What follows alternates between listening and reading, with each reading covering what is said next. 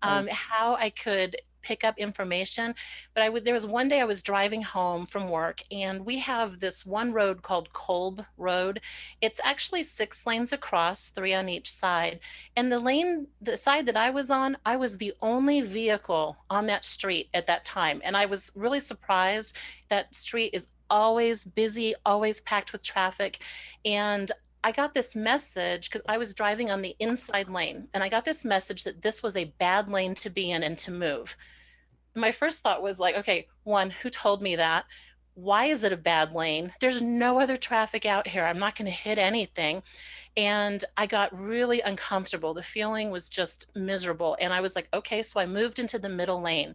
As soon as I moved into the middle lane, the feeling cleared up, it was gone. And I was still looking around. The only person on that side of the road. Up ahead of me, there was a truck that was doing a left turn. It was pulling out in front of me.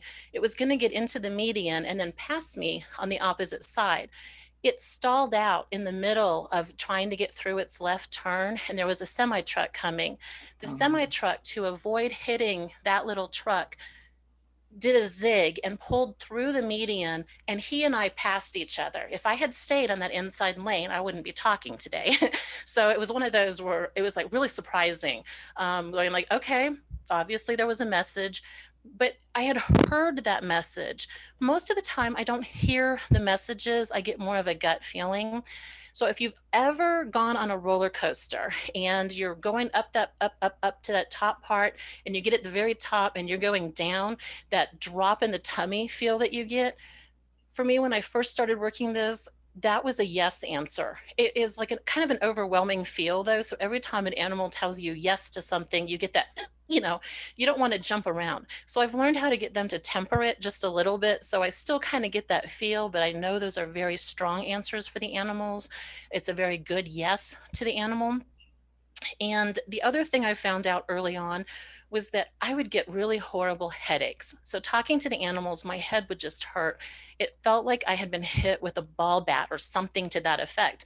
And I asked my mentor, like, why do you get headaches when you do this? It's like, if people get headaches when they do this, why does anybody talk to the animals? And do the animals get headaches? And she just looked at me, smiled, and she's like, ask the animals. I'm like, well, okay, duh, So I started asking the animals, and I'm like, hey, I go, I love talking to you guys, but I have such a headache. Does your head hurt? And the animals looked at me and they're like, you shout. I'm like, I what? And they're like, you shout. It turns out I was concentrating so hard to try to get the message through that it was like, can you hear me? And the animals were like, just talk, it'll be fine. So once I started using the inside voice, the headaches went away. I don't get them anymore. The animals are great. And that is definitely something I've learned. Our animals can teach us a lot. They're very willing to share with us. So not only your own animals, but animals out in the wild. You can go to the zoo. Like, going through the zoo is a very interesting experience. A friend of mine once wanted me to go to the zoo, and she really wanted to write a book where one of the main characters was somebody that could morph from being human into a tiger. And she's like, I don't know anything about tigers. Can you go with me? Will you talk to the tiger with me? I'm like, sure. So we go to the zoo, and we're talking to the tiger, and we're asking different questions. And a mom came up, and she had a toddler walking and a baby in a stroller. And as soon as she pushed the baby up in the stroller up to the glass, the tiger stopped talking to me, looked over, and went snack. I was like, whoops. So, obviously the tiger's not going to get to eat the baby as a snack, but it was like a great size, according to the tiger, for like what a treat would be. So sometimes the animals and their answers can be very funny. Sometimes it's kind of like, ooh, okay, they tell you don't put your fingers through the cages. They mean it. Don't put your fingers through the cages. There was a time I was here in the backyard. And this goes into a little bit different, where most of the time my conversations with animals are initiated by whoever lives with the animal. And that's how I start out with it. Occasionally, when I'm out and about, I'll hear from a strange animal who's out there. And sometimes in the wild, it'll pop up. So one day I'm in the backyard, and I'm an energy saver. So I hung up a clothesline, and I'm hanging sheets on the clothesline because it's like, it smells so good. And as I'm hanging up those sheets, behind me, I would have put money on a table that there was a woman running down my alleyway screaming, help, help me, he's out to get me. And I turned around totally expecting to see a woman, expecting to have to go inside, call 911 or like, try to help somebody. And I look and there's no people in the alley at all. And I'm like, okay, where's this coming from? And I look at my neighbor's wall and there's a lizard running along the wall, and a blue jay is like coming feet first, trying to snag the lizard off of the wall. And the lizard was yelling for help. And I turned and I looked at them and I'm like, hey, stop that. And the blue jay landed on the wall and looked at me, and the lizard ran up under the lip of the wall and looked at me. And then I had a momentary dilemma. Who do I really help? It's like the lizard wanted to get away, the bird wanted lunch. Who wins? But my interaction and just saying like, hey, wait a minute here, actually gave a break in their interactions. The lizard actually ran off and the bird gave me a dirty look and went off and had to find lunch someplace else. So sometimes when I step in, when I'm talking to the animal, I do try to ask, what is the highest good for all of the parties involved? um, People who come to me and say, I want you to make my dog stop barking. I will not make anybody do anything. I cannot make anybody do anything. It's like I could look at any of you and I say, okay, I want you to put a bag on your head and jump up and down and bark like a dog. Are any of you going to do that? Probably not. I cannot make you do anything. So when I'm working with the animals and the people, I can relay questions from the people. I can get information from the animals. I can ask what they're feeling, what they're thinking, why, in a case of a dog barking, why are you barking? What are you trying to tell your people, or what are you trying to get that attention for? Relay that information back to the person, and then the person can be like, oh, okay, wants attention, it needs to go out. And we go from there and work it out. So there's a lot of compromising sometimes with the animals. My favorite thing to do is to help an animal find a job. So I've had a few people who will come and they're like, oh my goodness, it's so embarrassing. We have company over. The dog runs off to the bathroom, grabs dirty socks and underwear and brings them back to the living room and puts them all over the living room. And people who've had that happen, no, it's like, they're like, oh, it's the dog thing, but nobody really wants your underwear out in the middle of the living room, not when you have company. And so we'll talk to them. One of the dogs that we talked to in that situation, I was like, hey, what's up with this? And he goes, oh, I just want to share. My person smells so good. I just want to share my person. And, it's like the people are kind of like, what do you mean we smell good? Those are dirty. I'm like, well, it's different scents, different smells, appeal to different people, different animals. And so we worked with that dog and we were like, okay, your job is to make sure that none of the dirty clothes get out of that hamper. So the dog's job was to go and check the hamper and make sure all the dirty stuff was in the hamper and that it stayed in the hamper. It couldn't come out unless they were doing laundry.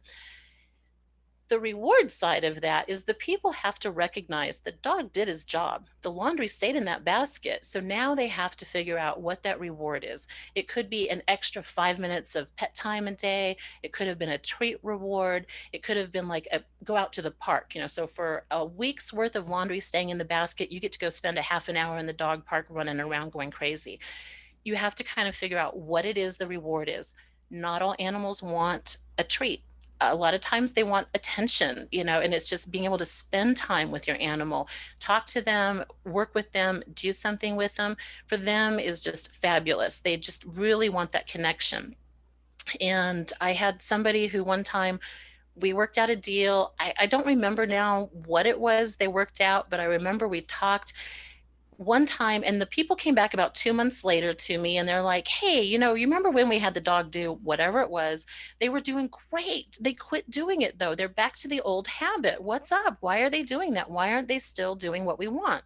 So we get in, we start talking to the dog, and the dog's like, he doesn't give me the reward anymore. He doesn't do it his end. Why should I do my end? So you've got the animals who are like, we'll do a job, but like us, we go to work, we get paid. We want to be paid. Our animals want to be paid. Sometimes pay is money for us. Sometimes it's a treat. Sometimes it's a reward or promotion. Whatever that is that makes it work, you kind of have to figure it out.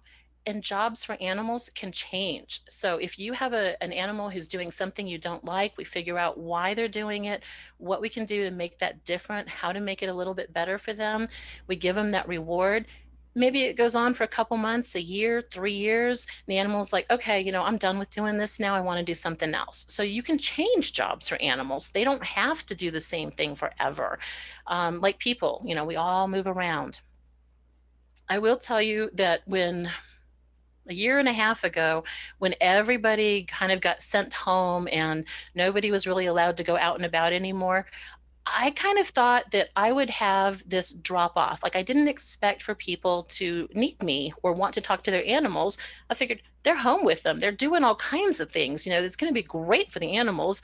It'll be bad for me. I won't be talking to anybody. I got more calls in this last year and a half. In the first like 3 months, people were calling me up. What is up with the dog? They just look crazy. The cats are going nuts. What is going on? And as I talked to them, so many of the animals would come on board, and you could just see their eyes are huge. They're like, my person never leaves. They're always here. Why don't they go away? I can't be on the couch. They're always here. So it was like so funny to get that reaction. And then talking to the people going, you need to go outside, just go outside, have a walk, let the dog be alone for a few minutes, it kind of helped. So they thought that was funny. Adversely, like, now that people are going back to work, I kind of expect to hear a few calls about like, oh, the dog seems bored. They seem alone. What's going up? Well, now you're not here all the time. The dog was used to you being there. Now you're gone. Now it's like, you need to figure out what time you're going to set aside and do things with the animal. So those are some different fun things that'll happen to it. Um, Things that I'm picking up when I work with the animal, when I talk to them, one of the things I like to do is I'll obviously talk to the person first and kind of find out. I ask really not to get a lot of information up front. I really want it to come from the animal. Most people feel that, if they tell me a lot, then I'm probably just repeating back what they told me. So I don't want a lot of information. Um, since I started doing this, it was about 20 years ago, I started working with the animals. About 13 years ago, I went live and I really started working with the public and people. And I now have gotten to the point where I really need the animal's name and I need to know a description. I like the description because it verifies to me. Because when I'm talking to somebody, so if I'm looking at you at the camera here, there's an image kind of over the right, or like, I guess your left shoulder for me, where I see the face of whoever it is I'm talking to. So I get to see what they look like. And I can't tell you how many times I'll be talking to people. All they have to do is say their animal's name and there's like a picture and I'm looking at it going like, okay, we're going to talk to you today, and kind of get who that is. I don't need to know where they're located so much anymore, though I do usually ask, if an animal has crossed over and is no longer in their physical form. I do like to know that an animal has passed. The energy for me feels different. And in the cases of a lost or missing animal, there's times when an animal didn't plan to go on a walkabout. They just, like, this opportunity presented itself. The door was left open because somebody was bringing groceries in, and they're like, ooh, I get to go check out the front yard. The people don't know their animal got out. So now the animal's out in the front yard. And at first they're kind of like, oh, they shut me out. I'm going to explore. They'll come find me. But they keep going. They keep exploring. They get lost. They get away. Somebody else might find them, pick them up, take them with them. Worst case scenario, an accident happens, the animal is transitioned out of physical form into spirit form. In the case of that, because this wasn't really what the animal was thinking to do, it can be very surprising for an animal. And so when I start talking to them and trying to find them, they'll tell me, oh yeah, I went out the front door. It was like, there was great. I got to go play with grass. I got to pick up a rock. I love to chew on rocks. My person hates it when I chew on rocks, but I love it. It tastes good. It's crunchy. And then I was like, I was out and I'm like, okay, well, you're out and about. Where are you now? And they're like, oh, I'm home. I'm like, okay, you say you're home, but your person can't find you. Where are you in the house? Oh, I'm in the living room. And I'm like, okay, and tell the people, okay, the dog says is in the living room. Are you seeing the dog? And they're like, no, the dog just isn't here. Sometimes transitions take place so quickly, the animal doesn't realize they've crossed. They still think they're home. Those can be so hard sometimes because trying to help the person understand the grief, the loss, the physical thing is no longer there. One thing I have learned through this is soul work And I would tell you very honestly, before I did this, growing up, all kinds of belief system. My dad's online, so I'm like telling on him sort of things too, but they were big. We went to church, we got to do things. There were belief systems. My belief systems have altered quite a bit. I don't believe what I grew up knowing. I'm in a different place. It's just different things for me based on experience. I don't consider myself to be religious, but I do consider myself to be very spiritual. And in that, the spirituality of this, the animals, the cross, the feeling that they have, I'm a firm believer that animals have souls. I have felt people cross and I have felt animals cross. It's a very, very similar feeling when the soul goes through you. It's like something exhales and the breath just goes through you. And I felt it both people and animals. So it's like firm believer in that. I know other people have different belief systems. There are different belief systems, and I'm not going to make anybody believe my way. It's just knowing it's how I feel, or it's an option out there. When animals have crossed over, if it's a time when an animal's been very sick, very ill, end of life type of a time, people will come to me for that. And for me, it's an honor to be able to step in. It is hard as heck sometimes to come in at that point because there's so many emotions. Like the animal could be afraid of the transition. The people are upset. They don't really want to have their animal pass. And there's always the hesitation and the feeling of, is it the right time? Am I rushing the animal out? And nobody wants to rush their animal, but nobody wants to make them hang on and suffer either. So, talking with the animal, we can go through different questions, ask, okay, have you completed what you needed to do here? Are you ready to make this transition? We can also ask, is there somebody here to meet you? Because I have found that our animals are met by another animal who's crossed over. They also have spirit guides, guardians, just like people do. And sometimes it's a spirit guide or a guardian who will meet that other animal. Sometimes it's an actual person, family member. One of the things I've learned through here is that there are mediums who will work and talk to people who've crossed over. I don't think of myself as a medium. I don't seek out or try to talk to people who have crossed over or passed on.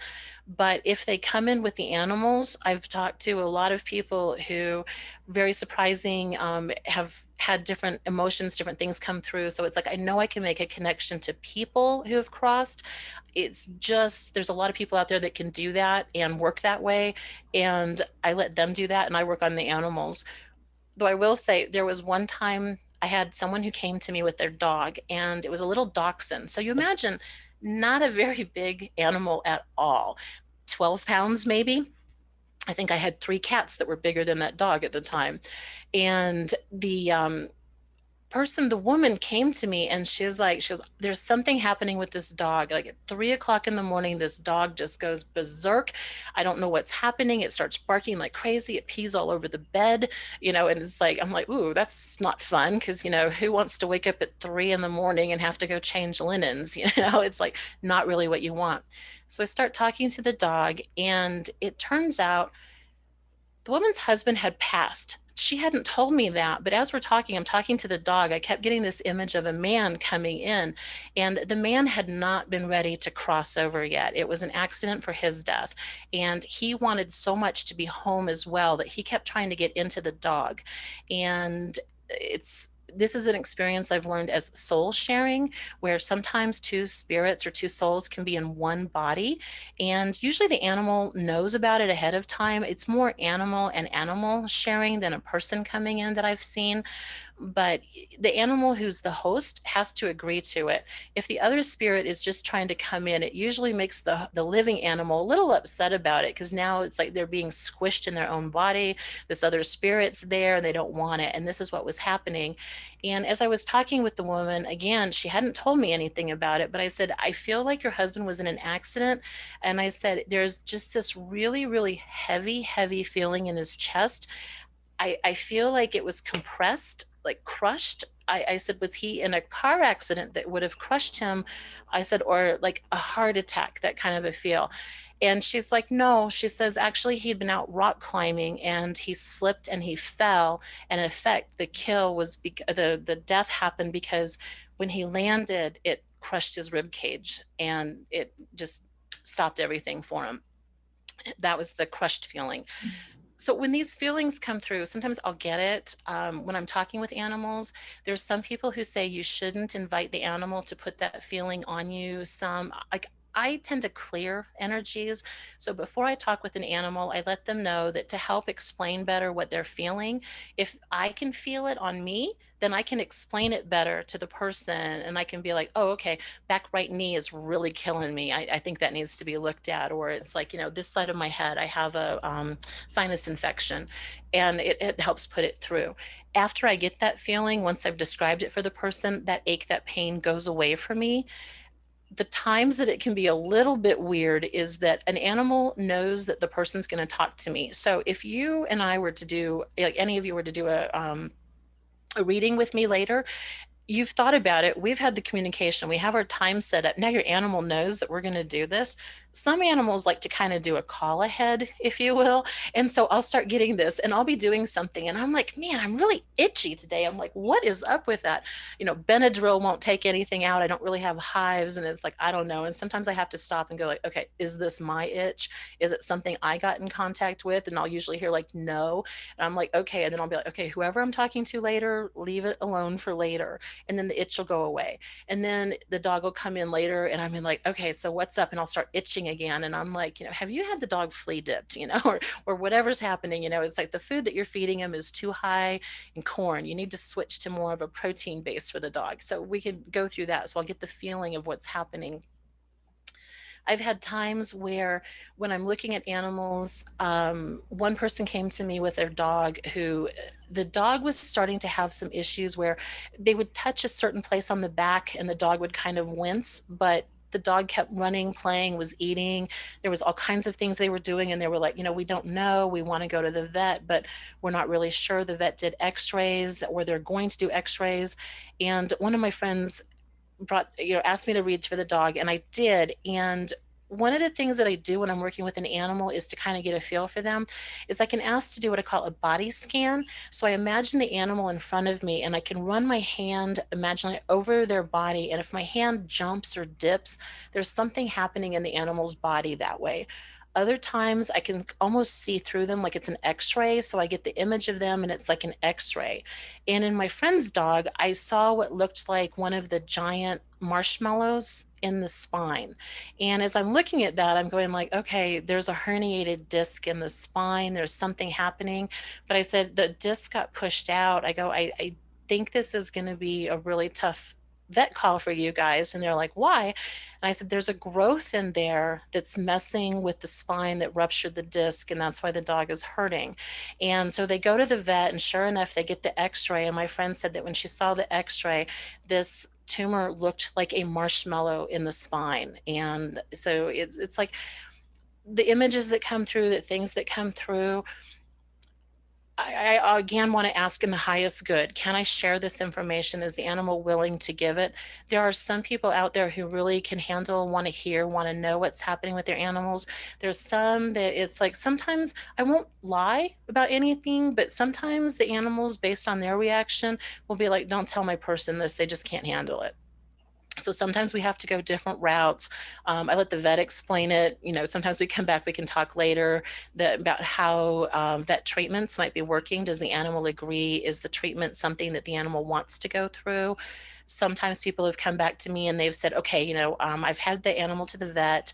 They want to do surgery, this, or this could happen. This medication's taking place. And then I can go through and I can ask the dog or the cat, whoever it is, and be like, okay, is the medication helping? Do you want to have surgery? Some animals are like, yeah, I can live through this. I can do it. Sometimes the animal will come back and be like, no, I don't think so. It's like the anesthesia is going to be hard on me. The healing time is going to be more than I want to do. I don't want to do it. And so I'll give that information back to the person. And then the person has to really decide, are they going to honor what the animal wants, or are they going to kind of override it? Because as people, we do tend to override sometimes what our animals want because we know what we want more. So just being the voice sometimes lets people know, yes, it can help. No, it can't. What's working, what's not. there's like, personally, I don't do a lot of herbal type work, but I know there's a lot of holistic herbal type remedies out there.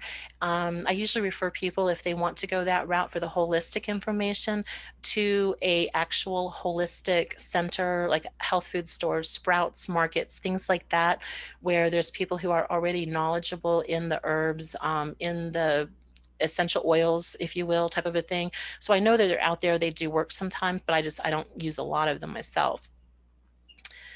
Let's see. So we're about an hour, or I think. Sorry, my time, like trying to figure out the time on this one. I am open to questions if people have questions, but I may actually ask if, like Alice, if if somebody raises a hand or has a question, like if Alice can let me know, just because I can't see everybody here. And as far as like this format isn't like great to do like a full reading or things like that for anybody. But if somebody had a question about an animal, I can answer like a one or two question thing going into it. But I won't do full readings here tonight. There is information, and you're certainly more than welcome to contact me, and I am happy to do readings at another time as well.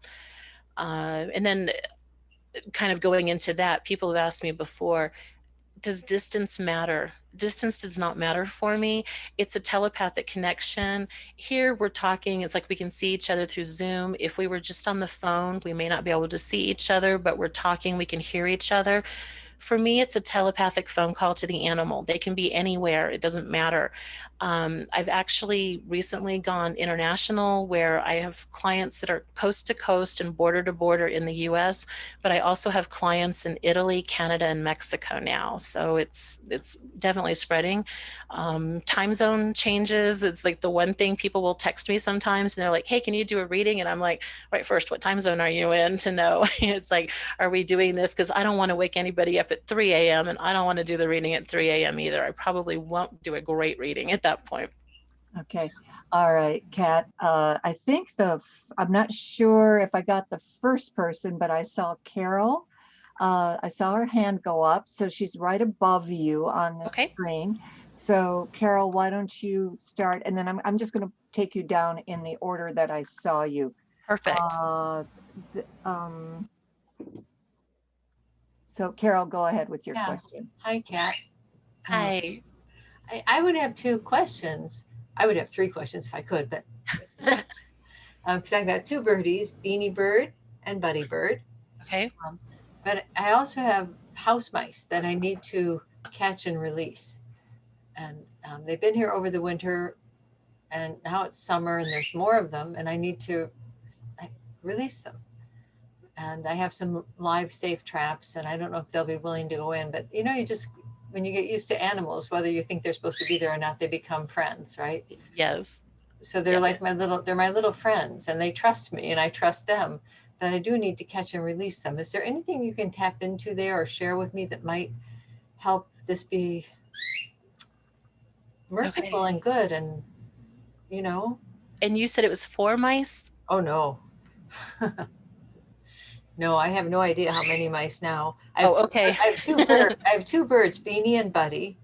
Okay. I might ask about them, but because they're both very senior birds. But the mice, I need to deal with this kindly somehow, and I do care for them very much. Okay. They come through as little brown mice to me. So they look more brown than gray. I'm not sure what colors they are on them. Sometimes colors will come through a little funny, but they look like to me very light colored, but I think brown, more tan brown on this one. I'm gonna And bring Buddy, open his door, but I'm listening. So oh, sure, sure. No worries, no worries. What I would tell you is putting the safe traps out, and I like that you do that. I know all kinds of thoughts on different mice, different reasons, but peanut butter is a great enticer sometimes for that.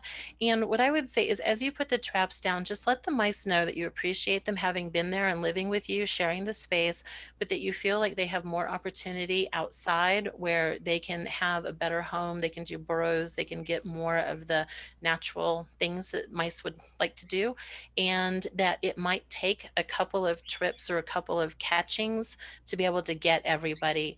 I'm kind of hearing from them that you may have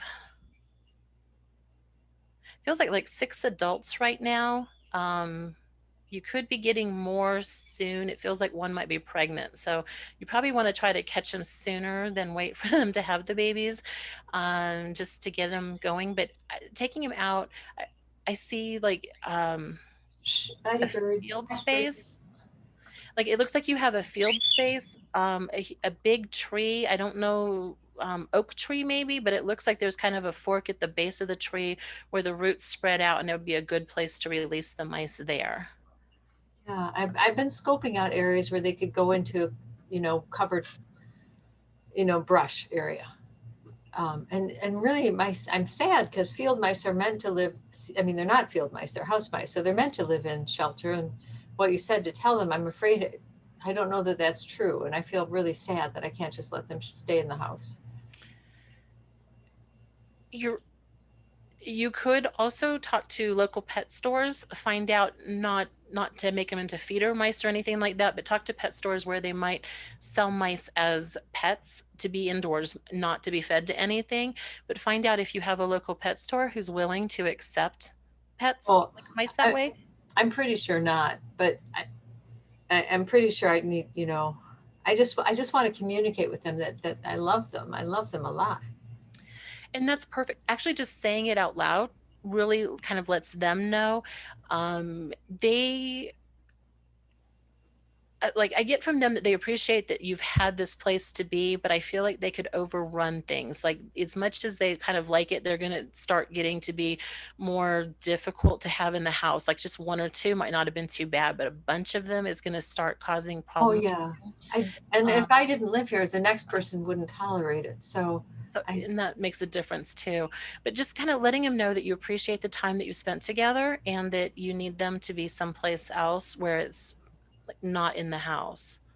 yeah, An old shed, or if there's an old barn or things like that, that might be a spot where you could also try to release them. that would be great. Anybody on here have an old shed or an old barn? I don't have one, but I welcome if somebody has one, put it in the chat. Okay. Yeah. All right. Well, Thank you for allowing me to ask. You're Thank you, welcome. Carol. And Danielle was next. Rosoli, Hi, hi, she's right Alice. How above are you? me. Hi, Danielle. Hi, how are you? Good. How are you? Good, thank you. So I have two questions. I just got two 6-month-old German Shepherds. You'll probably hear him squeaking the toy. And I'm having problems with Hercules. He's been very aggressive with his brother, and he has so much anger towards him. Where Zeus is like kind of not fazed by him at all. It's kind of like, okay, I don't know what his problem is, but it's escalating now. So now it's a concern, obviously. So I was just wondering if do you have any suggestions for me helping his aggression and his confidence? Sorry. That's okay. Got to get that dreaded squeaky. Okay, so there's a couple of things that could come in, just sort of like tapping into him first. So is the one that I can see in the picture now, is that Hercules? Zeus. That's Zeus. Okay. Yes. Okay. He does really have a calm feel about him. Like he's chill. So you're not going to have too many problems with him. With Hercules, I kind of I get the names, but you may actually want to try renaming him. Something not quite so strong, something not so powerful or direct. I know it sounds a little bit funny, but it's like names sometimes carry a power or a meaning behind them that you may or may not want the animals to carry through. So like a common name, I mean, I wouldn't go to like Fluffy or something like that for him. I wouldn't do that to him. But Hercules has a lot of power, a lot of strength behind it. I'm also hearing that Hercules may be didn't want to leave where they came from, that he kind of felt like there might have been a different path, but I think that Zeus actually won you over first, and they came as a bonded pair. And so because Zeus came to you, Hercules followed, and Hercules didn't really think this is where he was going to be. So things that you might want to try to do there working with him is just let him know that you appreciate that he came, that you do love him, you do want him to be there. I would try to work with him as far as finding out, like, again, a job or a task, something that he could do that really becomes truly his. Because of the like kind of aggression or the tendency where he could be a very strong dog, I wouldn't go into something where you're asking him to guard the house. That puts too much power again into that. But I would go for something a little bit softer. Like, how do you see him being the perfect companion in the household? What do you see him, or what do you want him to look like in your house? I just want them to commingle. It's more, Okay. Okay. yeah. That, and that can be okay too. So what we're asking him is we want him to be a companion dog. We want him to be social. So then what we can do is we can ask Hercules if he would be willing or agreeable to a job that maybe he helps greet people. So like, you can tell him, okay, Fred and Sarah are coming over to visit later. When they get here, when they come in the door, would you like make sure that they come in the door and then like smell your hand, let them give you pets, be the greeter, make them feel warm, make them feel comfortable in here. So kind of giving them a different way to look at how people and interactions can go, where it can be better, he can get more attention out of doing it, would be what I would suggest. Also a lot of playtime. And one other thing, German Shepherds tend to be more aggressive and territorial at home. So the fact that he's doing this here is meaning that he feels like it is his home, but he's really trying to make it his space, his way, his rules. You need to be the alpha for this. So it's when he does something like this, you're gonna have to stop it, but try not to focus on a poor attention, a poor behavior from him, because our animals don't always see what is a good behavior versus what's a bad behavior. They just did something and you reacted and they're like, ooh, I got attention. So it doesn't matter if it was good or bad. You came over, you're like, what are you doing? Like you break him up, but you're touching him, you're handling him.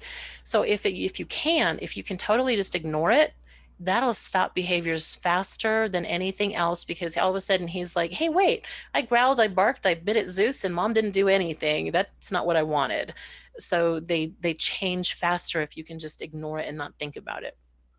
Okay. But obviously it has to be safe. I mean, you can't, Yeah, of just course. let him chew up somebody else. I know, and that's what he's so aggressive towards Zeus. But Zeus, thank God, he's really calm, so he doesn't go back. It's just more Hercules does the initial attack, and then I have to put him in the cage. But Right.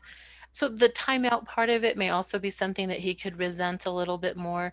You may want to try to do things where you can do something more positive, more playful with Hercules first. So like you do something with him, don't do things necessarily with the two of them together, because Zeus is more like open to like, whatever you can do, but do things with Hercules first and then maybe do things with the two of them together, which sounds like you're leaving Zeus out of it. But for right now, it's like you're not really leaving him out. You're trying to help Hercules refocus how that attention comes out. and then the only other question I had was with Zeus with the job. I was feeling like a therapy dog. Would he be happy with that?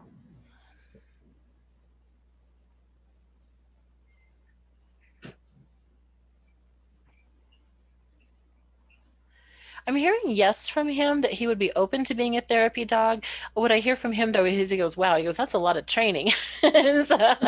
So he knows there would be a lot of training involved, but he's also very smart. So I think he would catch on quickly. He would enjoy that. You just really want to find something else to do with Hercules while Zeus is doing that work, so that Hercules doesn't feel left out or jealous about it, because he does not want to be a therapy dog. It would not be a good match. Okay. Thank you so much. You're welcome. Good luck with everything. Thank you. Great. And Robin was next. She Okay. had a question. Hi, Robin. Hi, Kat. We actually worked together years ago by phone. You helped me out when my dog Lexi got rehomed. I needed to find a new home for her, unfortunately. Yeah. And you gave me some words of assurance about how it was going in the new home and that was supposed to be. And the owners lost contact or just stopped staying in touch with me after a couple weeks or so. And I've always kind of had sort of a longing to just know, is she in spirit now? I mean, just any kind of thing about how, I think she probably is by the years that have passed. I just don't know. And so it would be reassuring if you had any kind of info there.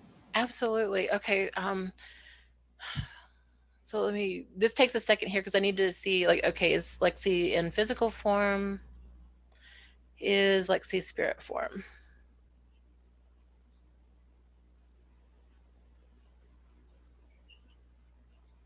What I get is that she has crossed, she is spirit now, but the information that she comes back is that she says while she wasn't with you, those times like the rehoming, there was like no feelings of ill will or anything like that. She says like it was okay living with the other family, that they were okay, they treated her well, they did a lot of different things, so she did have still a good full life. Now in spirit form though, she's able to come back and kind of visit. So if you've had times where you could be doing dishes, you could be baking cookies, and all of a sudden you're like, it feels like Lexi's like right by your side, know that kind of feeling is spirit coming in, and she's saying hi, and she just wants you to know that she's okay and still kind of keeping an eye on you. Thank you. You're welcome. Welcome. I know it's really hard when you have to rehome somebody. It's like, I know we get our pets, we get our animals, and I don't usually call them pets. I usually call them animals, and I often use like all the people pronouns with them just because like, as I talk to them, they're people to me. But she's got a really good feel. She says it was a good life. You know, she's exploring things.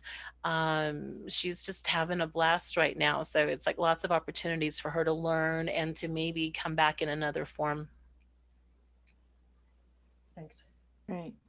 All right. Since Kat, since we have nobody else lined up, I'm going to ask you the well, I'll ask you more than one thing. Oh, Grace, did you want I a do. I question? didn't know how to do it to like raise a hand. Oh, that's all right. All right. I'll let you go next then. Okay. Thank you. I have two dogs. I have Philly and Delphi.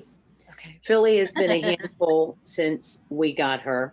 Okay. Delphi has just, I don't know, she's just an amazing dog. Philly eats her own poop, which is not an attractive feature. Not And she normally, no. also taken a shining to eating the couch. Okay. So what goes through her mind? Not, yeah, I know it sounds like a dumb question. No, these are questions that sometimes will come up and have happened. One of the things, like, and I'll ask her this in a second, but one of the things when I hear about the dogs eating poop or eating, like, the couch could be a boredom thing. The poop, though, you may like at a regular vet check, just have them double check to make sure. Some animals can get like kind of a pica where they're missing a nutrient or they're missing something in the food that they're getting. And so eating poop is actually a way to take a nutrient that's already been digested that their body couldn't handle the first time, and then they process it through and they kind of absorb it better the second time. But like you said, eating poop isn't great. I mean, the breath alone. So, okay. So asking Philly about the couch.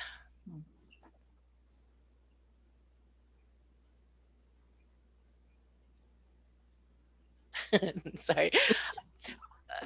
One of the things when I talk with the animals, sometimes the feeling that they give, the emotions that come through, it's I'm empathic, so it's like what they're thinking or feeling. There is so much mischievousness in her.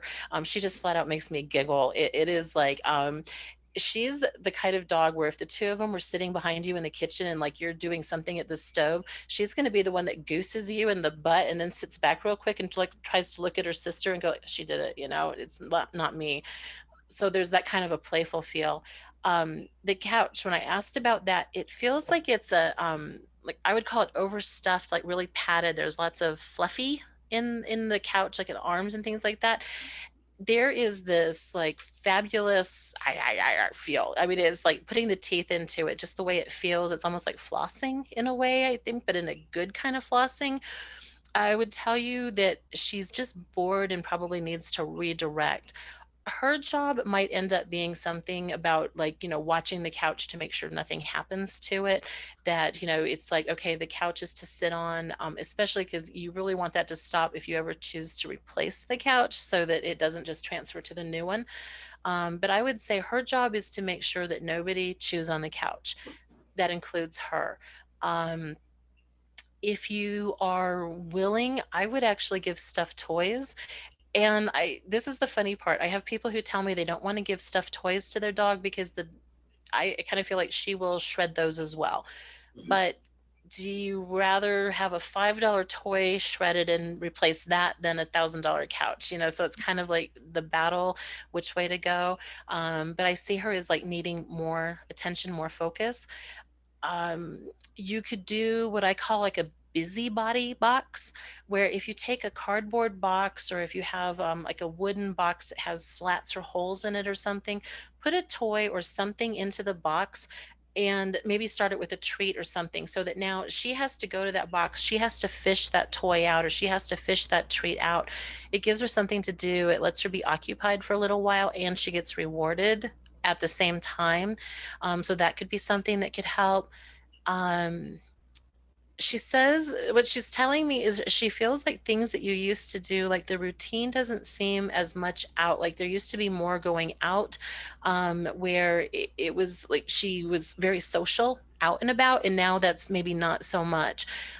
Obviously this last year and a half killed a lot of social activities and a lot of things, but she would do really well if you can get her back into social things, or even just, you know, taking her for a walk, if you can do that, kind of helping her like feel like she's out and about again. um, I hear from her that she says car rides aren't so bad. Like she'll do a car ride, but I don't feel like the other dog likes to do car rides.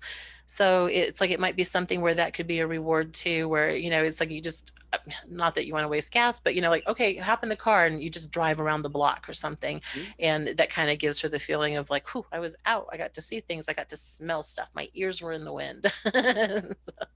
Okay. That's brilliant. Thank you.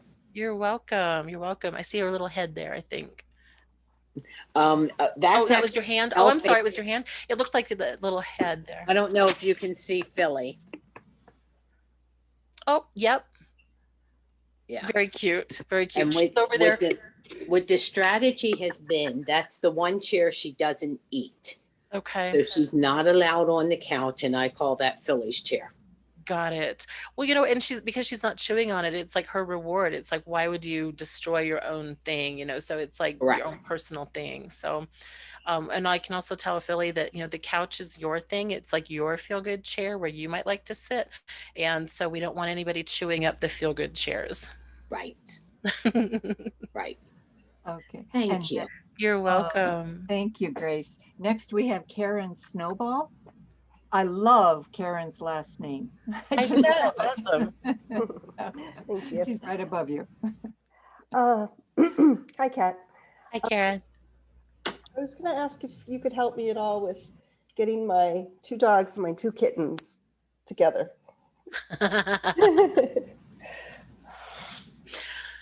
Okay. I have Molly and Honey are the dogs, and Athena and Aspen are the kittens. And Molly and Honey have been there much longer, have they not? Okay.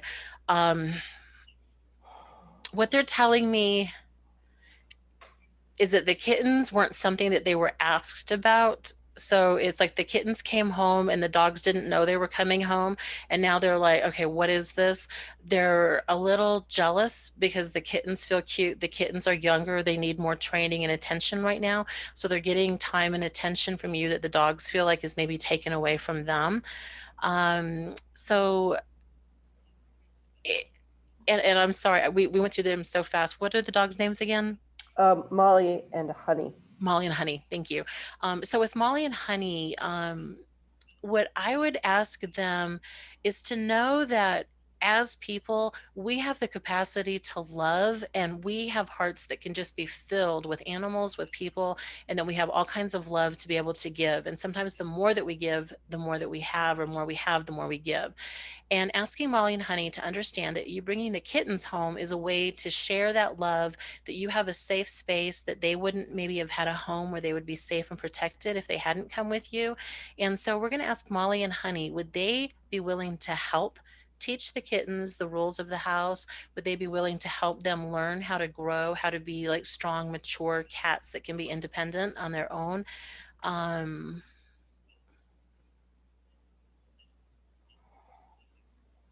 Is Honey a little older than Molly? Molly's the older one. Molly's the older one? Okay. I get Molly might be more willing to help than Honey. Honey kind of is feeling like I was the cute one, I was the baby, and now they're cute and they're the baby. So I'm letting her know that it's a different kind of cuteness, and that eventually they won't be kittens, they'll be cats, and they're like, okay, I'm biased to cats. They're not going to be as cute as when they're kittens. So letting Honey know that she'll never lose her cuteness as the youngest dog. She'll always have that. But kind of like engaging them and asking them to help with the household, help with raising them, may actually gain them to be a little bit easier to come in. From the kitten standpoint, I don't think that they really had a lot of experience with dogs before coming here. So they're kind of like, here, these dogs seem bigger than them. They're not really sure about it. So it's kind of a ease to getting to know each other. It feels like they're in separate rooms. Like you don't really let them be in the same part of the house at the same time alone right now. Right. Okay. There's a couple of things, ways to help kind of integrate everybody into one is I feel like they have chances they can smell each other under the doors. And you may have times where it's like this room is open to the dogs and then they go into a different room and then the cats can come in. So they're kind of cross smelling and leaving their scents everywhere. But if you have a towel or a blanket or something that you don't care about, like throw it in with the dogs, let them sleep on it, then put it with the cats and let them sleep on it. That'll also help share the scents and help them know that it's okay, that they're all part of pack, and that may help ease them into it a little bit better. The kittens just tell me that they're like just busy, like learning, growing, like everything is new for them, so it's a great time to try to get them integrated with dogs. But I think if you get the dogs to buy into helping, you're going to get that a lot faster. Thank you. You're welcome. That makes sense. Great. Thank you, Karen. And another question from Carol. Carol M. Carol, I know you're on. There you are. Yes, sorry. I didn't know I was going to get another question. Yeah, well, you have your hand up. Now I'm coming to the birdies. Okay. The birdie you saw on my shoulder was Buddy Bird. Okay. And Beanie Bird, do you need Beanie Bird here? Oh. Beanie Bird here. Beanie they're both 23 years old. Okay. Beanie has always had some sort of eye problems that I take care of as gently and naturally as I can. And he lives with 1 foot, not 2, but he does real well. But he's more quiet. I just want to know how he's I handle him and do everything as good, as careful as I can. But how is he receiving, the fact that I have to do that for him pretty much every day? And how is he just feeling in general? If you're able to tap into anything Beanie might want to share. He's saying that he recognizes that the care that you're giving him isn't something that he would have had out in the wild. Like all of these issues, the eye, the foot, he says are things that probably would have made him into somebody else's meal. Predators would have been easy for him to be able to get. Though I feel like he was maybe raised in captivity. I don't know that he ever really lived out in the wild. No, he got injured. He was raised, both the birdies were raised in captivity originally. I Okay. adopted them both, but Beanie got injured in a pet shop when he was a little bitty bird, baby young, and the vet ultimately had to amputate one of his feet in order for him to be saved. But so he Right. lives most of his life this way quite brilliantly. I was going to say there's a lot of resilience. Certainly you've given him a great space to be in where he's able to grow and thrive and experience and do things. He's like, I don't know how long these kinds of birds live. He's in what I would call a contemplation stage, where every once in a while our animals will go through a period of time where they try to figure out, what does the end of life look like? When might it happen? And I call it estate planning. Like you or I might try to prepare a will. We might figure out, our last wishes and kind of get all those things lined up. Our animals will go through a time when they're thinking about this as well and trying to figure out, how does it look? That doesn't necessarily mean that this is the end of his time, but it's just like getting his affairs in order. And then you'll see him kind of perk back up a little bit. His energy feels like it's been down a little bit from where it has been. And he's saying again, it's kind of that, like, he's not really sure. He feels tired to me right now. He is tired. I don't know how I would like to help him. I know he's tired, but I don't know how to help him except to give him love and attention and, And honestly, love and attention, as hard as that can be to feel like you're not doing enough, is really a lot. Again, you go back to, you have a safe space for him. On his own in the pet shop, he would never have survived. It feels like the other birds actually attacked him, is what happened on that one. But he's saying that, here he's had companionship, he's been able to do things, he's had food, love, shelter, care. And so he's had a much longer life than he kind of expected at one point. So knowing that it's okay, you don't have to do extravagant things, you don't have to do things, but giving him the safe space, the love, the health care that you can is enough for him to just really fully experience his life. Yeah, both the birdies are the same age, but Okay. Beanie's had a harder time of it, living with one foot and just living differently.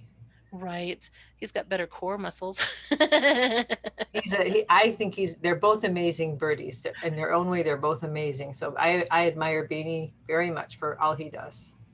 No, they've got a good feel. They appear to be good companions too. Like, so the nice part is they do have companionship, going back and forth. It's a nice interaction.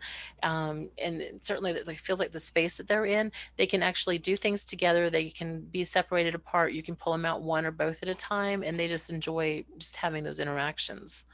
Yeah, they get along, and then they cannot get along, but they seem to be okay.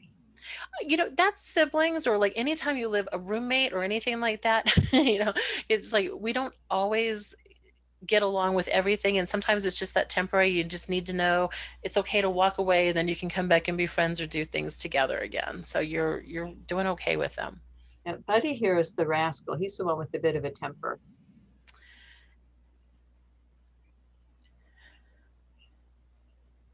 He likes seeing things happen, and he's saying that he really kind of likes being able to see things happen. So the temper is more of a, like, again, he acts up, you're going to respond to that because he may be being louder, he may be doing things, throwing things out of the cage that you don't want to do, but you react to that, and so you've given him attention.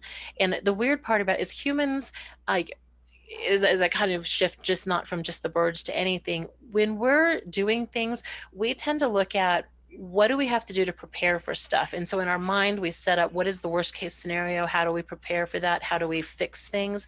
And then our animals will come in, and they don't necessarily look at it that way. They're looking at attention. If we can react with our animals without feeding into the negative attention part of it, excuse me, Boots, stop it. Stop it. Sorry. Think about things that you want them to do. How do you want them to see? Don't react to the part that's negative for them. Don't react to the noise. When you ignore it, it takes away that attention, and then they stop doing it because they're like, okay, I didn't get what I wanted out of it. But when they're doing things you want to see happen, that you enjoy watching them do, giving them that energy, that attention, then will help them focus more on positive too. Yeah, it's a little tricky sometimes because with 1 foot, Beanie can't go as fast as Buddy. So if he wants attention and he picks on Beanie to get my attention, I kind of have to intercede or he'll hurt his brother. You would have to at that point, but at that point, it's like, okay, he goes back in the cage for a timeout, and it's like, kind of like, Beanie gets rewarded and Buddy gets a timeout. right, which isn't going to be fun for them, but it's like timeouts actually kind of work with animals. They totally get the concept of it. Okay. Thank you. You're welcome. I saw somebody else's question pop up, but I don't remember now whose name that was. Ask Beverly. Okay. Hi, Beverly. I have no camera, but I can hear everything. Oh, there you are. You're on. Yeah. Thank you. I don't have a video, but I can hear you. I've been listening, so it's wonderful. We Thank can you. see you. Oh, you can. Okay. Yeah. That's good. Well, I have 2 dogs. Maggie is 9 and Tess is her daughter. I kept the run to the litter. And Tessie, I don't know. She just seems a little off and a little low in her spirit. Her mom tends to be a attention hog, ball hog, stick hog, but she's just boisterous and full of wonderful energy. But yeah, I just wondered if you could add anything. I'm just a little bit worried about Tess. Okay. What coloring is Tess? She's black lab. Okay, black lab. Okay.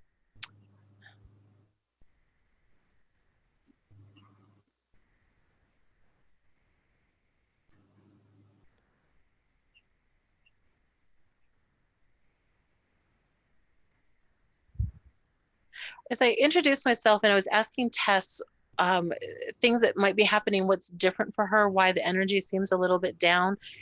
Mm-hmm. It's nice that you kept her.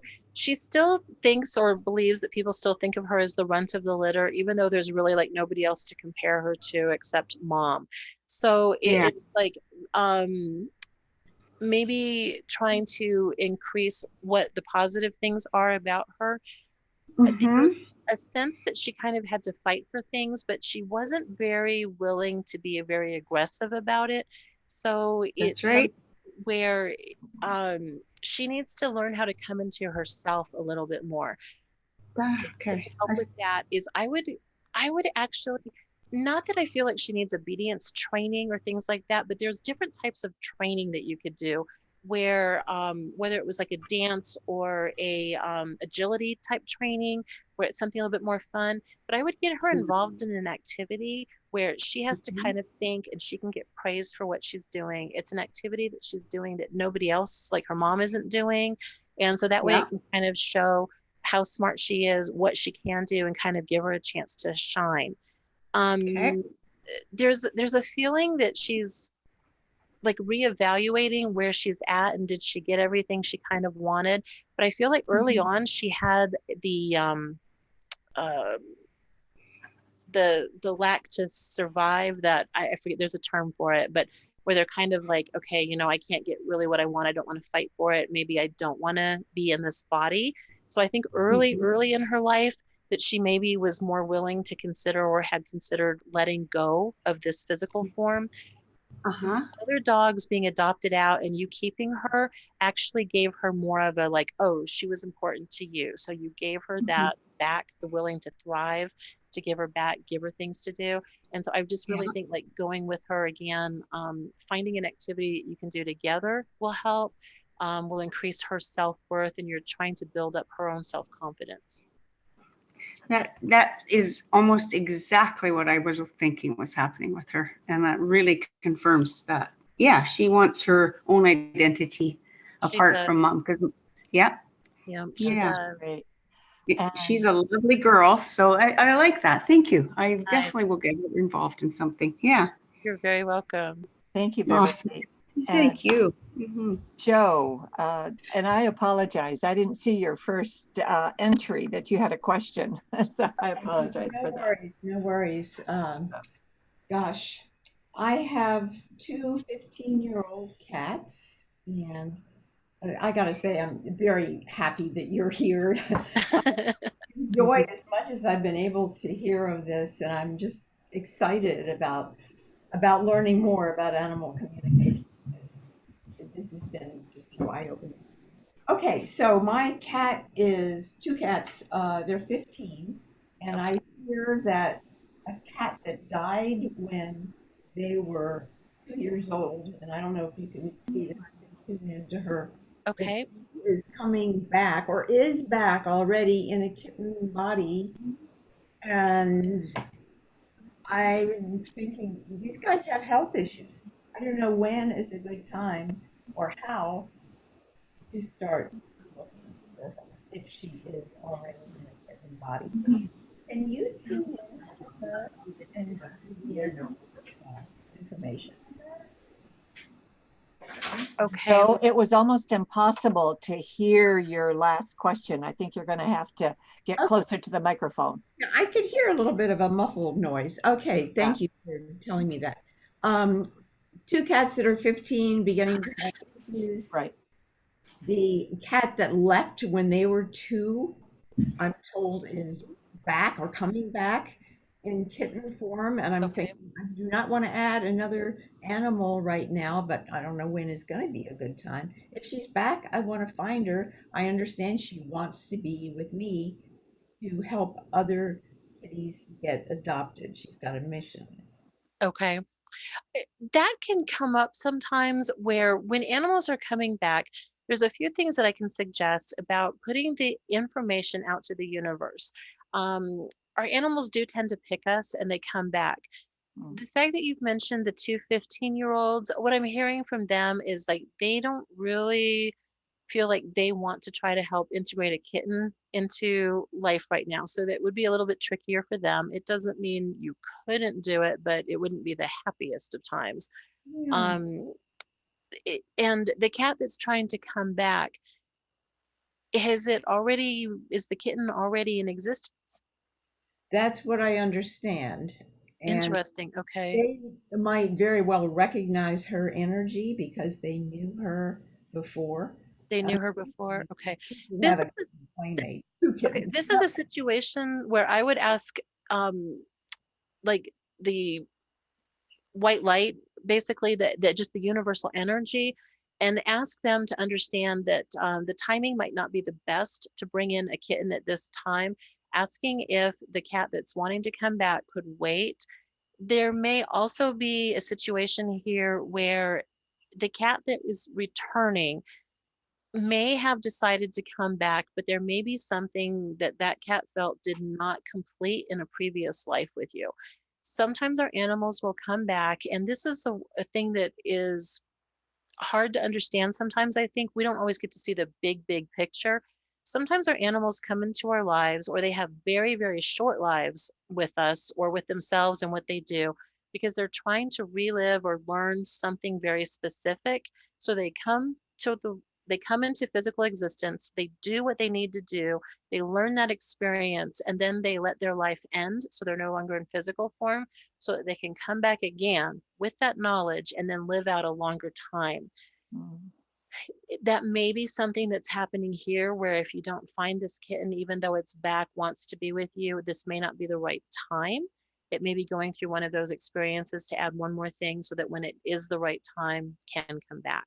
So I would say asking the universe to help the cats all understand that when the timing is right, when the three or whoever's with you can all kind of get along in the best and the highest good for all of them, to make it happen at that time, but that this isn't really feeling like the time, and could it wait, or could it like wait until it changes and shifts into the right time for everybody to be together again. Hmm. And I know that it sounds like a very vague answer in that this is something where I answers don't always come in that great epiphany. It's not like there's information that people go like, oh wow, how can there's just like this is it. It's it.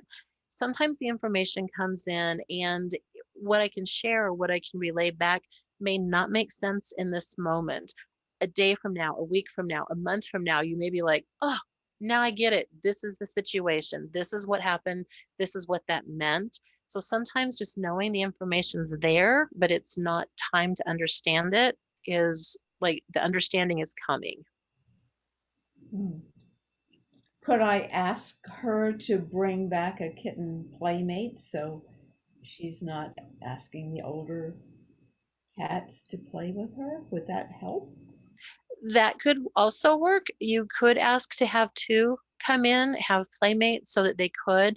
I still think like the kittens love learning from the older cats. And so there's a lot of times where you'll see it where you may have to sort of like ask the older cats to know that you're going to do what you can to help the younger ones if you should get them like soon, to be able to play more with themselves, but that they're going to look up to the older cats to like learn. And that we're asking if the older cats can be a little bit patient, and you'll try to keep them separated, but they do like to learn from their older people. I like that. I like that a lot. Okay, thank you so much. I You're appreciate welcome. Welcome. Super. Thank you. Thank you, Joe. Um, and I think because it is getting late, it's 8:49 and we still have our prayer to Oh, do. Kat, so I'll pass on my question, but I'll reserve it for the next time we have you on board. So, Oh, okay. you Thank know, you. and everything. And what we do right now is I will what I call our prayer of connection, and we do a prayer circle for the people that we would like to include and send extra prayers to. I'm going to start the prayer, then I'm going to call on Jane. Then I'll call on you to put anybody into the prayer circle that you want. And I'll just go down the list here of the people I see. Then I'll go through the list of the people that are in the background. Absolutely. And occasionally, sometimes somebody pipes up, you didn't get me, or something like that. So, because I do want to include everybody. So if everybody would very gently close their eyes, take a deep breath in, and exhale. Place their hands on your lap in what I call the receptive position. Dear Mother, Father, God, Divine Infinite Spirit, we thank you for this amazing presentation. We thank you for the fact that Kat has dedicated her life to animal communication and has enriched our life with her knowledge. And we thank you for Donna for suggesting her. So we ask prayers for the following: my son, my daughter-in-law, my grandbaby, the Jones family, Sweeney family, Zarnopus family, Mother Earth, all the sentient beings on the planet, the political process, the legal process, and anyone who is trapped in refugee camps that is feeling a sense of hopelessness. And Jane, you'll go next. Okay. I'm asking for healing and peace for my family, in particular my sister, who will be passing over before long, for all the animals that I've raised, for my friends, for the people that are suffering right now from health issues. And for, I like the refugee situation and the people that are being transported and used and put into bondage, whether it just be human trafficking or female trafficking. Bless them and help them. Thank you. Then And you Kat. want me to choose somebody? No, I will. Okay. Kat. Thank you. I'd like to ask for healing for my cat Gink. He has a wound on his leg. Okay. Thank you. Sam. It says Sam Fulton, and I don't know what your name is. She's not hearing anything. I would say it looks like she froze. Maybe. Yeah, that's true. Okay, if she comes on, then Dick, you and your wife. I'm thankful for my daughter, Kat. And your wife? Oh, unmute it.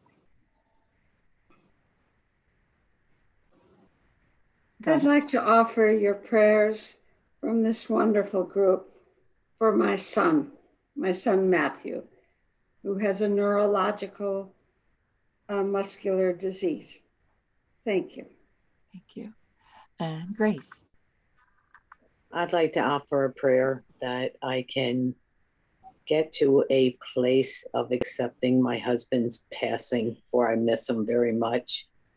And I'd also like to get to find peace in my life, and prayerfully to throw out to the universe that the world put some of their energy in becoming trusting and not so distrusting as our world that we live in is.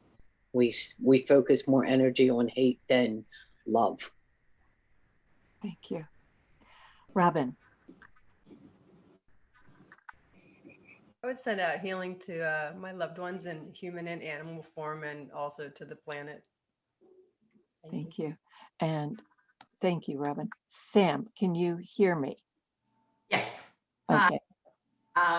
Kat, this is to you because I love you. This is my niece, Oh, and Rick is my brother. So, and Barbara, and I love you all, and you're in my thoughts and prayers, and I'll see you soon. thank you. Thank you. Joe.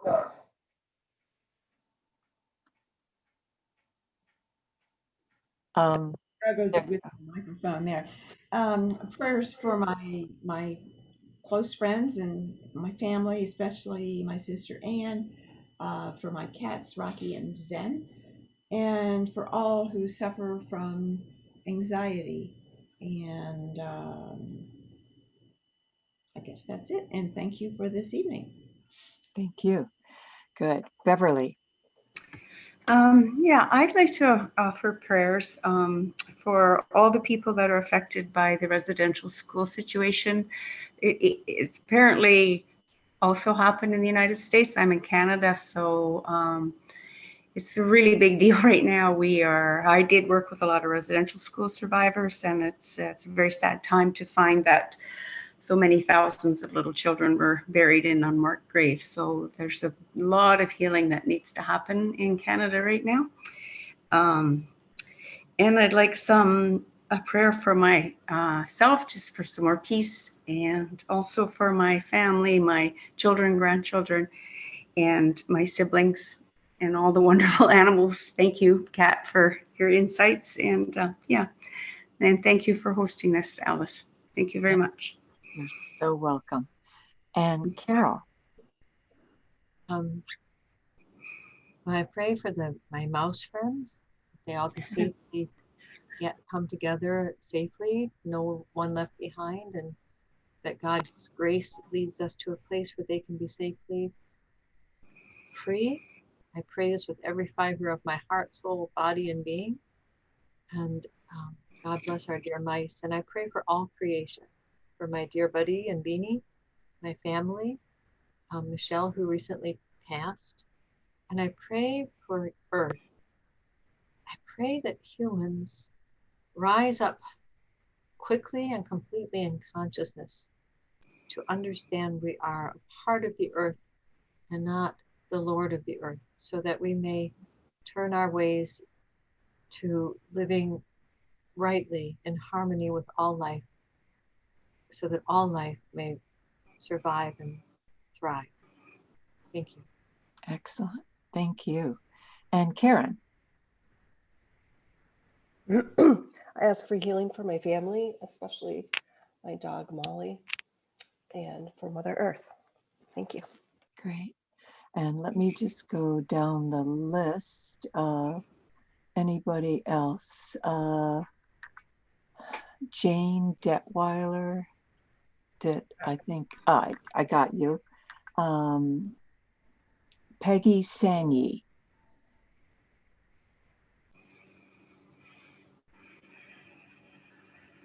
Okay. Well, maybe Lisa.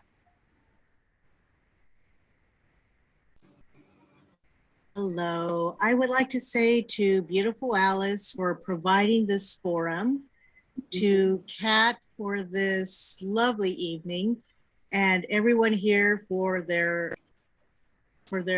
energy. And I'd also just like to add prayers to the little family dog Nemo that is currently recovering. Thank you so much, everyone. Thank you. And if I don't know, there's one that says Zoom user, ZU. If you could, if you have any prayers you'd like to add.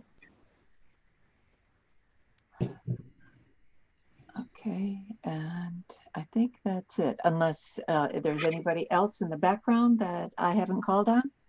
This is Kathy. Go ahead, Kathy. Thank you. I want to pray for the members of this room and for Alice, who is doing such good work, and thank the speaker for coming, Kat. I just want to I would just like to pray that I can find new purpose in my life as I'm totally transitioning of many changes. And my mom who passed away, and my significant other boyfriend who's such a gentleman and wonderful person, and pray for his well-being. He's so kind to everybody. Thank you so much. Thank you. Okay, and anybody else? I know Peggy Sanyi is out there still.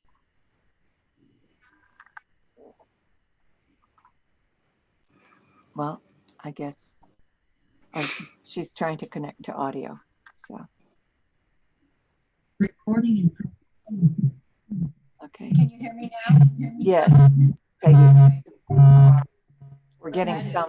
Yes, we're getting some static, but I think if you lean into the microphone, you'll be fine. Okay. I asked for. Cut one of the two connections. That might be the issue. She's on close now. She has two. Yeah, she's got. Yeah, that was better. There was no echo that time. I asked for healing. Okay. All right. I cut one. Try again, Peggy.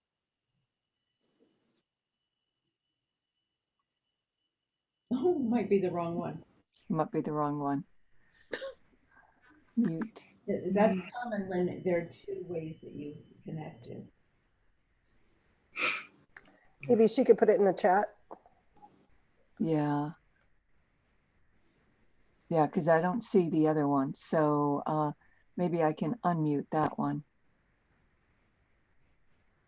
No, I don't see her at all now. All right. All right. Well, I'm so sorry, Peggy. If you want to type it in the chat, that would be okay. But in finishing our prayer, I thank you, Lord, for the presence and the guidance of the angels, the archangels, the ascended masters, the Reiki masters, and our ancestors. And I thank you for the presence of all the animals that are transitioning and going into spirit world or have transitioned from our life. I thank you for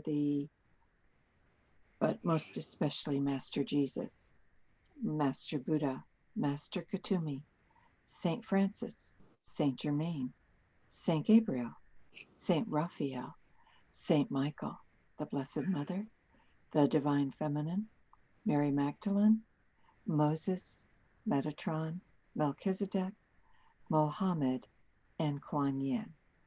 I ask that we be cleared, centered, aligned, balanced, and grounded, and that whatever comes in for us in the coming weeks comes in for our highest good.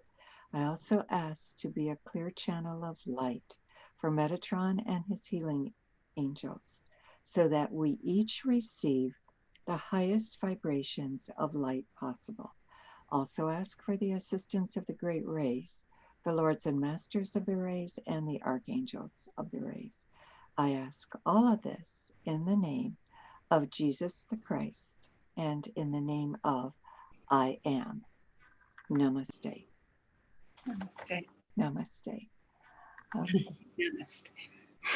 Thank you very much. Thank you again. It was such a pleasure. Very beautiful. Kat, are you going to put your communication, or maybe that was on the original email, how one reaches you if one wishes to? I think it's in the email, but I can send that information, I think maybe through Alice. I have probably the fastest way to get me or get an appointment is to actually call and use the phone number, leave a message that way. Email and is harder for me to check sometimes. I get caught up in other things. And I have to admit, I am like a dinosaur. I don't like new technologies. I like the old fashioned talk in person type of a thing. But, you know, I am getting drugged screaming into this new technology world. And for right now, why don't you just give us, because your phone number is not on here. Oh, it's not. So, okay. Yeah. No worries. Give it. It's 520 520 245 245 5120. 5120. And I will make sure that Emily puts it in the recording. Oh, that's too. great. That's great. Thank Yeah. you again. It was a pleasure meeting everybody and being a part of your meetings tonight. Thank Great. you. And I just saw that you come from Tucson, Arizona. So I do. fabulous. Nice, nice Tucson. Right. It's hot and muggy right now, but it's like this is definitely home for me. Right. Okay. All right, guys. And I'm going to pause.